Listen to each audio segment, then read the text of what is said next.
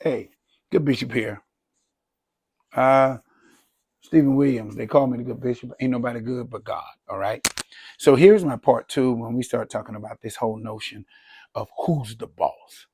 All right. So the realization is, as I'm thinking about this, and as I've gotten older, there are some questions when we start talking about relationships. Um, we were taught when we were kids, make sure you find your best friend, you marry that person, you become friends, somebody that's beautiful to you, someone that you connect with. Well, as I've gotten older, and I told you previously that there are three things that men are expected to be: provider, protector, and passionate, right? And so I wanted to come back to that. And I want to see what you all think, and especially those of you who are a little bit older. Um, when we start talking about it, if a man is provider, not protector, not not good passionately, long term, can you take care of it? As a female, are you okay? um, or is he, if you all have to do a 50-50 split, right? um, and he is a protector, but he's not really passionate. Y'all know what I mean by passionate, right? And are you okay with that long term?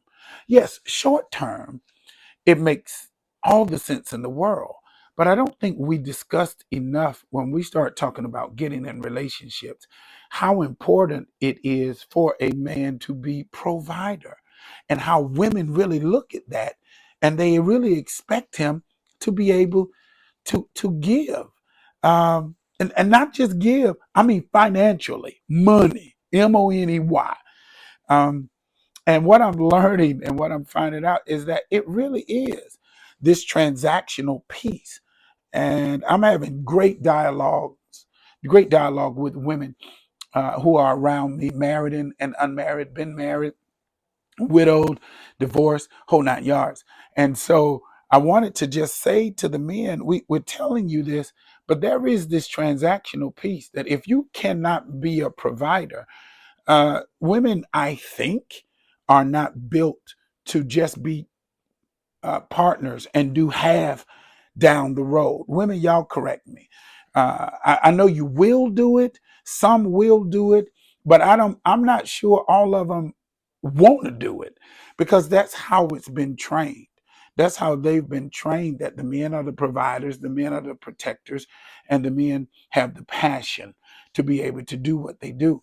And I'm saying you can be provider and be a protector and not be good in that particular area. And I think women will do all right by it, but I'm not sure long term they'll be satisfied, right? And so you can have the passion piece and you can be a protector, but you're not being a provider. I say long term, I'm not sure that they are happy. There's a group of women that's been brought up a certain way, and now we're dealing with a new generation of women and men who are saying that if I'm going to provide, if I'm going to protect, and if I'm going to be good in the area of passion, what is the rate of return? What do I get back in return? Yes, you get my support, but I'm supporting you.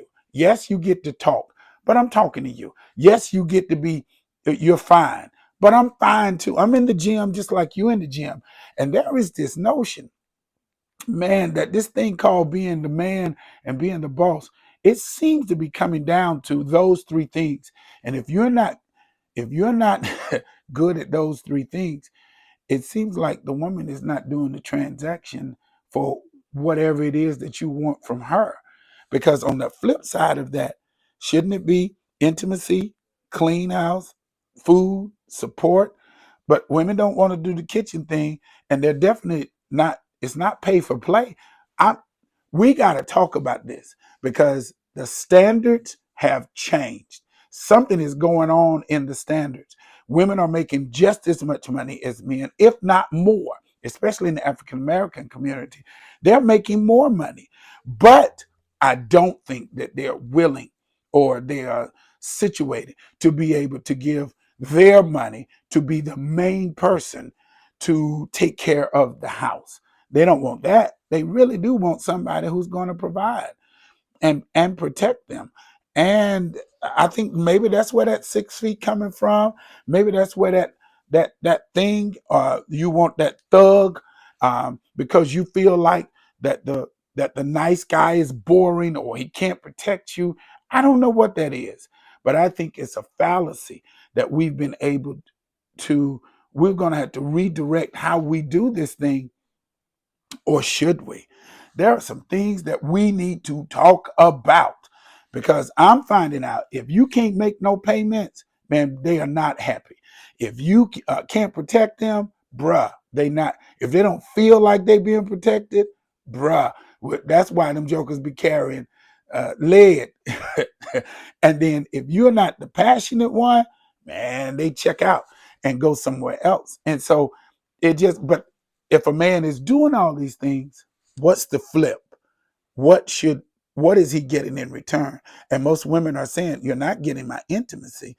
And so if it's not money to money, it seems unequal when it first comes out, because it seems like the brother is having to pay, protect, be be be passionate or sensitive with nothing in return until marriage or down the road.